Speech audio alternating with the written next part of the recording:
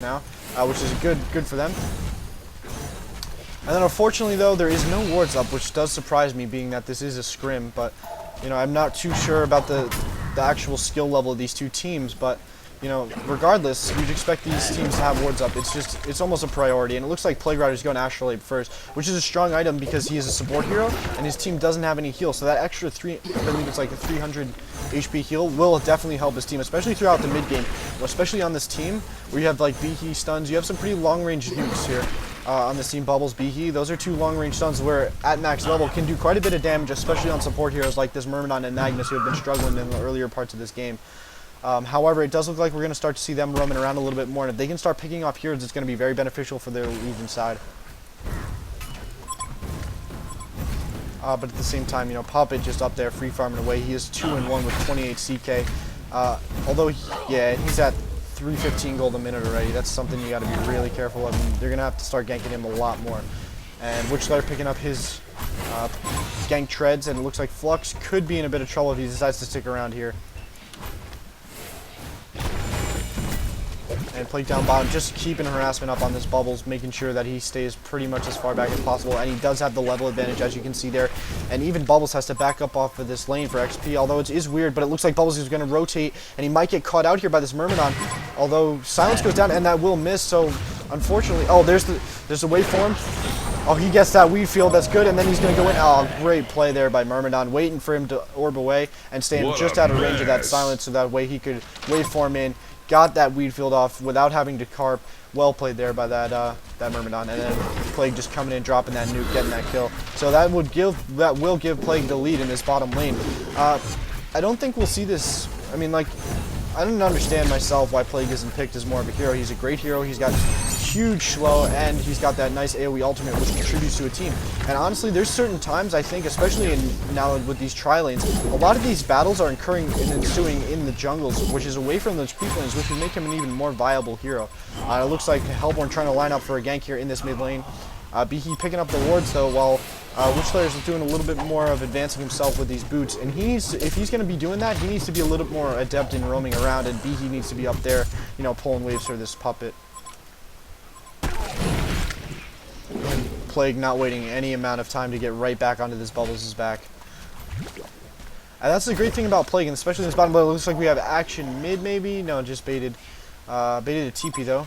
Nope, not exactly. And Behe gonna get this Invis rune probably in his bottle, and that could help set up a nice gank, especially top or something. But it looks like he will go mid.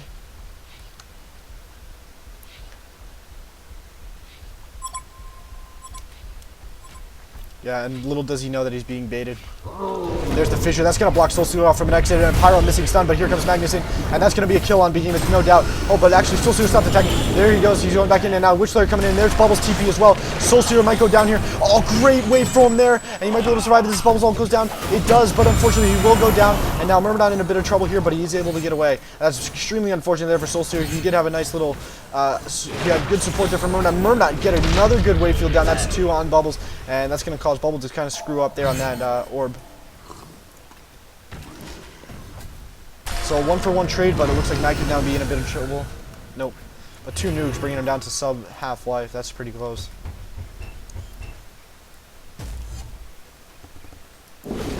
And Plague Rider does pick up his Astrolabe. So I'm curious to see how that's going to influence the swing of this game. I've never really seen a fast Astrolabe for that matter, or what his fights do, but it looks like Flux and Puppet Master are having an encounter up top. But Flux is actually on the run here. Good ult there, a little bit unnecessary, I think, especially if he switched it to pull. He would have just pulled him right into those 2 stunners, and that would have been an easy kill on their carry. But it does look like they might try and set something up here. Actually, Flux backing, which is a little bit weird, I think, personally.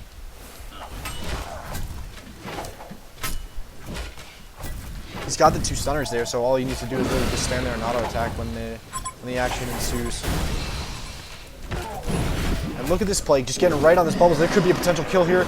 And there it is. That's 2 kills for that Plague Rider in that bottom lane. But now we have action top. They're going on this Puppet Master. Unfortunately, they have no true DPS, but they are just whacking away. These are the 2 support heroes, and it doesn't look like they're going to get the kill. Myrmidon switching to melee form, trying to get some autos. If he does get... Oh, and that's extremely unfortunate. That could cost... Oh, but unfortunately... I don't know what's going on here. Mag switching... Okay, I really didn't know what happened up top there, but it looks like there's going to be some cleanup here from Behe and Witchslayer. Actually, they're going to run because they do see this Flux is now here.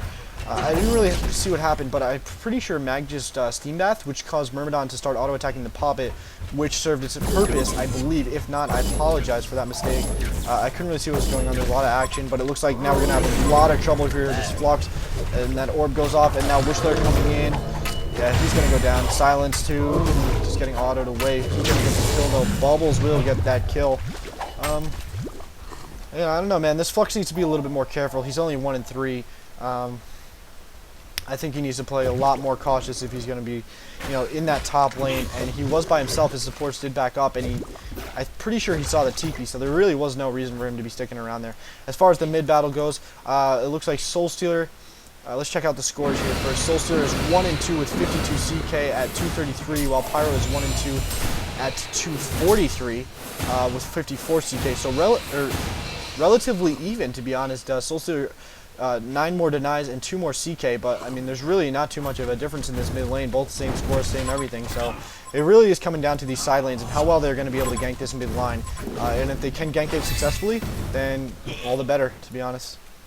Because that's really going to determine the swing of the game. If Pyro gets a good mid-timed PK, then it's going to influence the game. Whereas if Soul Stealer can get a mid-time PK, it will influence the game in his favor. Now it looks like we got action. Behe is going to be going down here. All the Pyronets are coming in trying to save, missing that stun, which is extremely unfortunate. And there's the ultimate there from Flux, who's going to pull Plague, or Pyronets right into that. And now it looks like Pyronets is going to blow his ult, so he's going to get a kill. And now Soul Stealer coming in, dropping his nukes. He's going to grab one, but instead it looks like Plagueguard is going to pick that. There goes the nuke there on Wishler.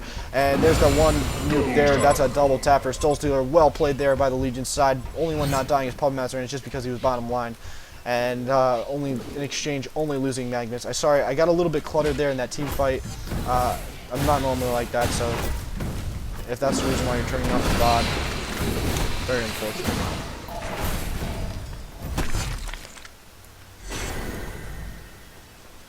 And it looks like this Legion team might do a little bit of damage to the tower mid. I don't think it's going to be going down, but that's going to put Soul Stealer relatively close. And like I said, now you're going to see Soul Stealer with a PK. Those 3 nukes alone do a significant amount of damage, but unfortunately they will have to back. But Behe, if he can get a fissure, he might turn into some kills, but he doesn't. That's probably going to piss his team off a bit, I would assume anyways.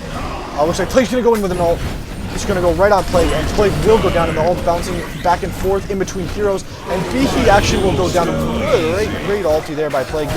Good presence there, I think, as far as being able to see it, but it looks like his team goes in, and Myrmidon can be in a bit of trouble here. A good waveform that might be able to save his life, and Soul Stealer going for the ult, but it looks like he decides to fake it, and he will be able to escape from that puppet, which is good. But now here comes the orb from Bubbles. If he's going to go to it in silence, he does, but will he be able to get the kill here? Soul Stealer nuking, and that's extremely unfortunate, but it looks like Bubbles will go down, even with the take cover, he still is going to go down. Well played there. Although Soul Stealer going down, that's crucial, because he was actually really close to that portal key. Had he have survived that, he would have had it, so. And it looks like we see Flux now pushing that top line. And, a great build here for Flux. You wonder why, at least I've had people ask anyways, if you're a smarter player, you won't ask this question, but why go Steam Boots on Flux when you could just, use Phase, help out with your initiation and your chasing down abilities? Well, because Phase Boots gives him plus 10 strength, which boosts the pull, the damage on his pull, because as you can see here, targeting an enemy pulls in 350 units and deals your attack damage plus 120% of your strength in physical damage. And physical damage, I personally find in Han, is a lot more important than, say, magic damage in this game, because BKB easily counters that, and your argument might be that Void Talisman counters physical, but at the same time, how many heroes do you see get BKB or Void Talisman over BKB? You don't. Which is why physical damage heroes, I think, are a little bit underrated in this game. But it's also why you see physical damage heroes do so strong. Like, normally you'll see, oh, hold on, Soul Stealer could be in a bit of trouble here. There's good silence there, and the rest of his team is there. Pyromancer going for the stun, and he does miss it, and he misses the wave to follow, and that's going to probably get Soul Stealer out of there with no problems. Oh, but there's the ulti, and now no way. Puppetmaster coming in with the stats of Shroud, but Flux is in. But instead, it looks like they're going to also go down.